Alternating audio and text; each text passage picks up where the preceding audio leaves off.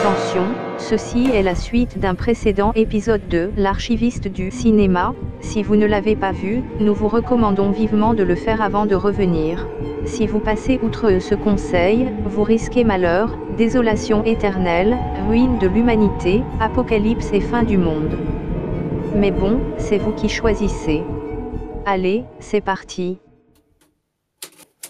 Journal de l'archiviste. Vous êtes vraiment certain de vouloir continuer?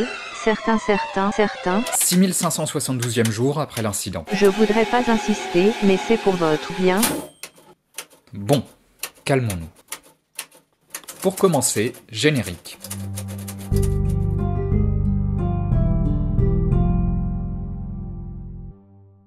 La dernière fois, en créatures basses et mesquines que nous sommes, on s'est concentré sur des réalisateurs qui avaient raté leur transition vers Hollywood. Impossibilité d'imposer leurs idées, incapacité à s'adapter à un mode de production différent de celui auquel ils étaient habitués, distribution hasardeuse, inutilité d'un remake, les embûches sont nombreuses, et ce n'est pas parce qu'on rencontre le succès dans son pays qu'on le rencontre forcément partout.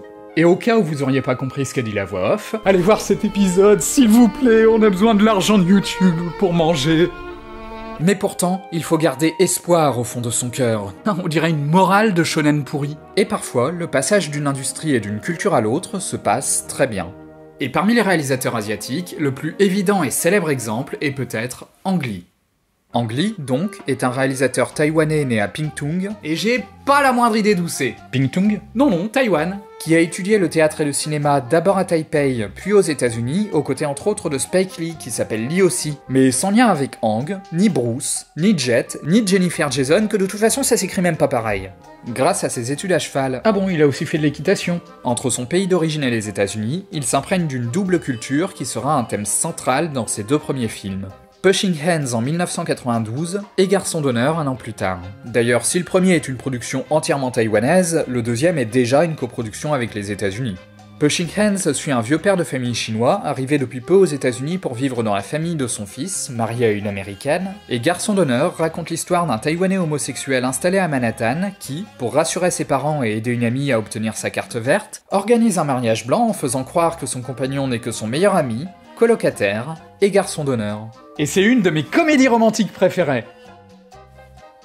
Quoi ? Qu'est-ce qu'il y a ? C'est-à-dire que j'ai bien envie d'être d'accord avec toi, mais je me méfie. C'est quoi la blague ? Non mais y a pas de blague, j'aime beaucoup ce film, et j'adore les comédies romantiques. Bon, on peut être un connard cynique et avoir du cœur, vous savez. Bon, par contre, je préfère quand même un bon gros porno des familles, hein, faut pas déconner. Ah, bah ça va. Tu sais que je me suis presque inquiété pendant un instant. Les deux films montrent une confrontation entre des parents tout juste débarqués aux États-Unis et profondément attachés à la culture et aux traditions de leur pays d'origine, et leurs enfants qui ont eu plus de temps pour s'imprégner de la culture américaine et sont désormais très bien intégrés à cette société. On voit ainsi deux facettes du problème. Les parents sont perdus dans une société dont ils ne comprennent ni les codes ni la langue, et ils sont terrifiés à l'idée de devoir trahir leur passé pour s'adapter, tandis que les enfants, à l'inverse, voient leur tranquillité bouleversée par cet héritage qu'ils avaient essayé d'enterrer, et qui remonte soudain à la surface, sans qu'ils parviennent à le contrôler. D'ici à y voir une métaphore de l'état d'esprit d'Ang Lee lui-même, il n'y a qu'un pas que je franchirai allègrement. Hop, je suis allègre. Surtout que le réalisateur reconnaît volontiers qu'il y a pas mal d'éléments autobiographiques dans ces deux films. Et il se révèle finalement assez optimiste dans son bilan, les deux films proposant une forme de réconciliation. Le père de Pushing Hands finit par vivre sa vie sans trop de Big Trouble à Little China. Attention, cette blague nécessite une maîtrise de niveau 8 en John Carpenter. Et les parents de Garçon d'honneur acceptent, même si à demi-mot, l'homosexualité de leur fils et sa vie de couple avec son amant. L'Est et l'Ouest se réconcilient, les traditions et le moderne se retrouvent, youpi, sabrez le coca, faites péter les rouleaux de printemps et autres joyeux clichés racistes. Très rapidement, d'ailleurs, ces questions disparaîtront des films d'Ang Lee, et même s'il est revenu à quelques occasions en Asie le temps d'un film, il ne cherche plus à traiter de cet écart culturel qu'il a visiblement dépassé pour construire une œuvre très éclectique dans ses inspirations. C'est un lupus. Ah non, merde, mauvais rôle. Ça veut pas dire qu'il a fait que des bons films, hein. Je trouve même que certains d'entre eux sont très ratés, mais je pense qu'il est assez difficile de nier qu'en termes de réussite américaine, voire internationale d'un réalisateur asiatique, Ang Lee va être plutôt dur à battre. Mais on pourrait objecter que son cas est assez particulier, et qu'il partait avec un net avantage, puisque sa formation de base s'est faite en partie aux États-Unis, ce qui lui a permis de se familiariser avec l'industrie locale, et probablement de se faire des contacts avant même de débuter sa carrière. Et ok, l'argument est parfaitement recevable. Enfin, je pourrais rappeler qu'Angly est pas le seul dans ce cas. Tenez au hasard, Tsuyark aussi a fait une partie de ses études aux États-Unis, et ça l'a empêché ni de faire double team, ni de développer un anti-américanisme latent. Mais ok, argument accepté, cher contradicteur imaginaire. Très cher, vous êtes trop conciliant avec votre public imaginaire. Oui, enfin c'est surtout que sans ça la vidéo s'arrête. En fait, la plupart des cinéastes à avoir réussi leur passage aux États-Unis après un début de carrière purement asiatique peuvent se classer en deux catégories. D'un côté, il y a ceux qui font profil bas et s'adaptent à ce qu'on leur demande en ayant bien conscience de leur relatif manque d'influence quand ils arrivent à Hollywood. Dit comme ça peut paraître assez défaitiste, voire péjoratif, mais en réalité, c'est pas nécessairement le cas. Ça a été, par exemple, le choix de Ringo Lam, qui a 3 films américains à son actif, tous avec Jean-Claude Van Damme dans le rôle principal. Coucou Jean-Claude, bon retour parmi nous! Aucun des 3 n'est parfait, on perd à peu près complètement les messages très politisés que Ringo Lam aime faire passer dans ses films hongkongais, et soyons honnêtes, s'il n'y avait pas Van Damme, je serais probablement bien moins tendre avec ces films. Mais on reste face à des divertissements plutôt pas mal exécutés, même si sans personnalité propre. Ouais, enfin dans tout ça, on dirait quand même un peu que Ringo Lam a été... une victime. Non, parce qu'il a fait un film qui s'appelle The Victim, en fait, alors du coup, bon bah c'est... Non mais voilà, quand on voit les réactions quand je fais de l'humour cinéphile, après, il faut pas s'étonner que je raconte des blagues de cul. Alors c'est l'histoire de 2 prostituées qui sont en train de discuter. Mais, prenons un exemple plus parlant avec Le Dernier Rempart, sorti en 2013 et réalisé par Kim Ji-woon. Le film a marqué le grand retour d'Arnold Schwarzenegger dans un rôle principal, après plusieurs années de caméo et de gouvernement californien, et le but était très clairement de garantir un comeback glorieux à la star. Et pour servir cet objectif, Kim Ji-woon a été obligé de tempérer certaines de ses marques de fabrique habituelles. C'est pour ça que le film est très manichéen, alors que le réalisateur nous avait habitués à des personnages ambigus et à des récits qui questionnent les repères moraux et éthiques du spectateur. Une tendance qui trouve son exemple le plus frappant dans le génial J'ai rencontré le diable. Oh, j'ai senti comme un vent de foreshadowing. De même, malgré quelques éclats de violence un peu inattendus dans une production de cette ampleur, Kim Ji-woon a dû modérer ses ardeurs pour que le film reste accessible à un public relativement large. À côté de ça, on reconnaît quand même sa patte par moments. Les quelques saillies d'humour absurde au milieu du chaos sont assez représentatifs de son style, et le film est un grand chant d'amour au western. Le long affrontement au milieu des rues de la ville pourrait presque sortir d'un film avec John Wayne. Enfin, ça pourrait s'il n'y avait pas les voitures et les armes lourdes. Et si John Wayne était encore vivant. En ça, il rappelle beaucoup Le Bon, la Brute et le Cinglé, relecture délirante et... comment dire ? Coréenne ? Du classique de Sergio Leone, et dans lequel Kim Ji-woon laissait déjà éclater tout son amour pour ce genre. Et sérieusement, il faut voir ce film. Mais ces éléments restent assez secondaires et en retrait, et de manière générale, le film est plutôt académique. Mais ça n'empêche pas qu'il soit très efficace et franchement fun à mater. Même quand il brille de sa créativité, Kim Ji-woon reste un vrai bon réalisateur, capable de façonner des scènes d'action intenses et un minimum imaginatives. Là où Tsuyark, par exemple, qui décidément en prend plein la gueule depuis 2 épisodes, prenait tellement mal le fait de devoir rentrer dans les clous qu'il semblait abandonner toute envie de s'impliquer, le réalisateur coréen, lui, fait de son mieux avec la marge de manœuvre qu'on lui accorde. Ouais, ça vaut pas les visiteurs en Amérique, quand même, hein. Mais t'as fini avec ça ? Je suis certain que si j'insiste assez, vous allez finir par en parler. La deuxième option pour un réalisateur qui débarque à Hollywood, c'est au contraire de faire le moins de concessions possible. Ah bah enfin, on va parler de moi ! Car oui, certains réalisateurs parviennent à imposer directement leur style et à faire aux États-Unis des films clairement connectés au reste de leur filmographie. Aniki mon frère de Takeshi Kitano, Stalker de Park Chan-wook ou encore My Blueberry Nights de Wong Kar-wai reprennent tous 3 des thématiques et un style visuel proches des autres œuvres de leurs réalisateurs, et on peut supposer qu'ils ont bénéficié d'une liberté plutôt conséquente lors de leur production. Mais si le résultat final doit bien sûr beaucoup à leur talent, je pense que le fait qu'ils aient pu s'exprimer librement est aussi pas mal dû à des facteurs qui n'ont hélas pas grand chose d'artistique. Les fonds de My Blueberry Nights étaient en grande partie hongkongais, donc Wong Kar-wai restait en terrain relativement connu et le montage s'est d'ailleurs fait entièrement à Hong Kong. On peut imaginer que le budget relativement faible de Stalker a permis à Park Chan-wook qu'on lui foute un peu la paix, et Kitano admet avoir dû revoir ses ambitions de grande fresque criminelle à la baisse en échange du final cut d'Aniki. Donc ouais, il y a eu des négociations et des concessions en amont qui ont fini par tourner en faveur des artistes. Et je pense que certains des réalisateurs évoqués dans notre précédent épisode auraient pu briller largement autant s'ils avaient simplement eu plus de chance à ce niveau. Et oh là, moi aussi j'ai eu une carrière hollywoodienne, je vous ferai dire. Mais ça n'enlève rien ni au mérite ni au talent des réalisateurs cités. Et surtout, ça reste super réjouissant de se dire que de telles réussites sont possibles malgré les difficultés. Et moi les concessions, je les ai même pas faites, comme le petit là, Bong Joon-ho avec son Snowpiercer, qui a imposé ses idées et même des acteurs coréens. Bah moi j'ai fait pareil, et je les ai eus, mes ingé sons sont muets, mes acteurs. Je vois de petite troupe qui m'en dit dans le RR, ah, je vous filerai des tracts tout à l'heure. Et je vais raconter ma comédie musicale sur l'histoire d'amour entre un bégonia et un nazi à Auschwitz. Bon par contre j'ai eu que $12 de budget, je sais pas comment il a fait pour avoir plusieurs millions, Bong.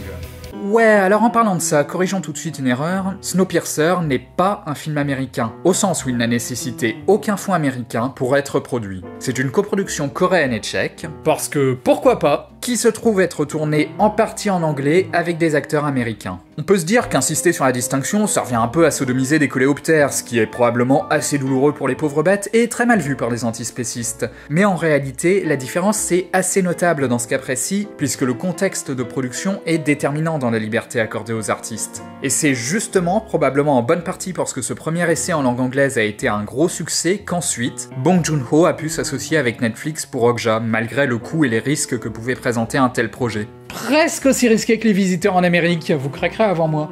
Et donc, dans le dernier épisode, on avait laissé une question en suspens. Ah, c'est bon, j'ai compris, hein. Personne n'en a rien à foutre de moi, hein, c'est ça. Ah, il est beau le vidéaste ciné, mais quand il s'agit de faire découvrir des petits réals indés qui galèrent, eh ben là, il n'y a plus personne. Je vais vous dire, si mon fils il crève après que j'ai dû vendre son deuxième rein pour financer mon prochain film, bah ce sera de votre faute, espèce d'Harvey Weinstein. Celle du cas The Ring 2 version américaine de Hideo Nakata. Comme je l'ai dit la dernière fois, à travers ce film, Nakata a réussi à imposer ses désirs artistiques et à s'éloigner des codes de la licence The Ring, qu'il avait pourtant défini en bonne partie lui-même en réalisant le film japonais original. Et autant je comprends qu'on critique, même s'il est réussi, un film où le réalisateur fait profil bas pour se plier aux exigences des studios, parce que d'une certaine façon il y a bien quelque chose d'un peu dommage à devoir sacrifier ainsi sa position d'auteur. Autant ici, cet argument ne tient plus. Bon. Alors, je veux bien admettre avoir été un peu de mauvaise foi. The Ring 2 n'est pas absolument parfait. La narration est parfois un peu bancale, et il reste un certain nombre de trous scénaristiques à l'arrivée. Mais je persiste à trouver ces défauts mineurs comparés aux qualités. Vous pouviez vous contenter de dire « et puis je vous emmerde ». Ça aurait simplifié le débat. Un premier élément de réponse, c'est qu'à force de voir des réalisateurs rater leur passage aux États-Unis, parce que ouais, on l'a vu, il y en a quand même pas mal qui le ratent vraiment, on finit par partir du principe qu'une telle manœuvre conduit forcément à l'échec, et que les artistes ne font ça que pour la gloire et l'argent, en laissant leur talent à la frontière. Et je pense que ça peut nous inciter à être plus sévères sans toujours nous en rendre compte, et à critiquer des défauts qu'on aurait peut-être laissé passer dans un autre contexte. Mais ça justifie pas tout, parce qu'on n'est pas non plus borné, et je pense qu'on peut reconnaître les qualités d'un film malgré cet a priori éventuel. Mais ça vient s'ajouter à un deuxième problème lié au contexte de création du film.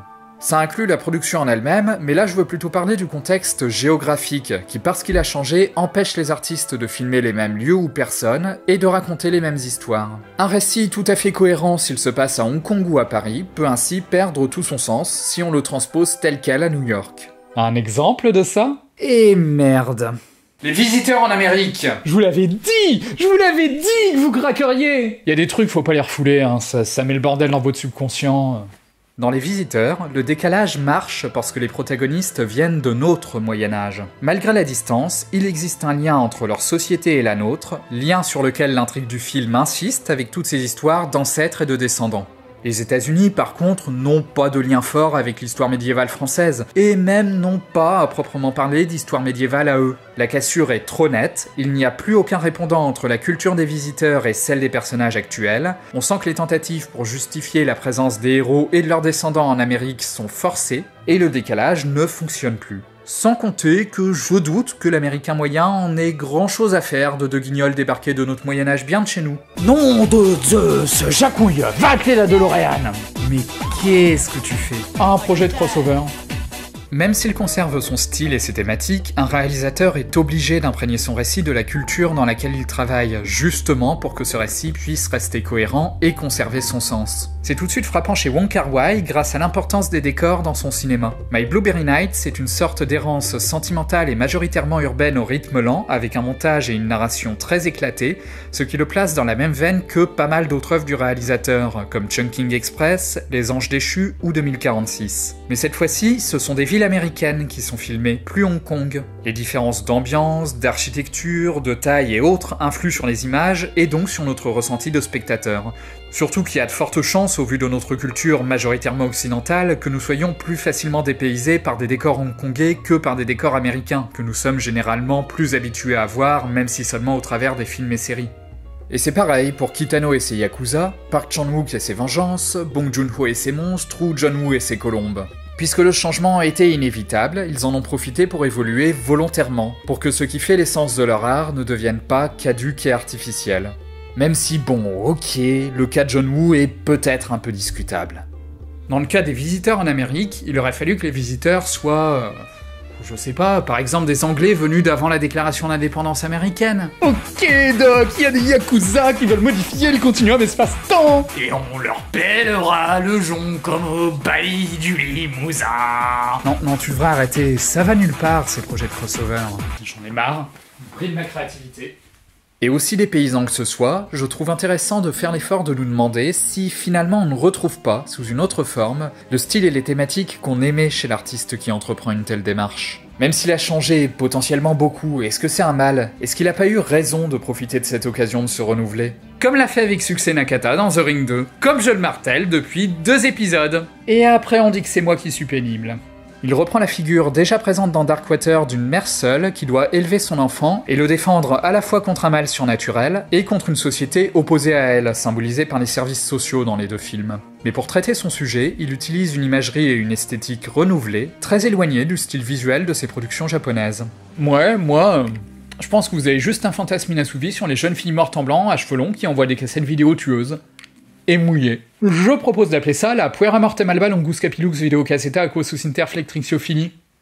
Pour ma part, je trouve toujours fascinant de voir ce qu'un artiste produit quand il est obligé de travailler dans un contexte différent. Que ce soit pour les réussites, des films atypiques au sein d'une œuvre mais qui parviennent tout de même à y trouver leur place, ou pour les échecs, souvent passionnants pour ce qu'ils nous apprennent sur le processus de gestation d'un film et sur les artistes eux-mêmes.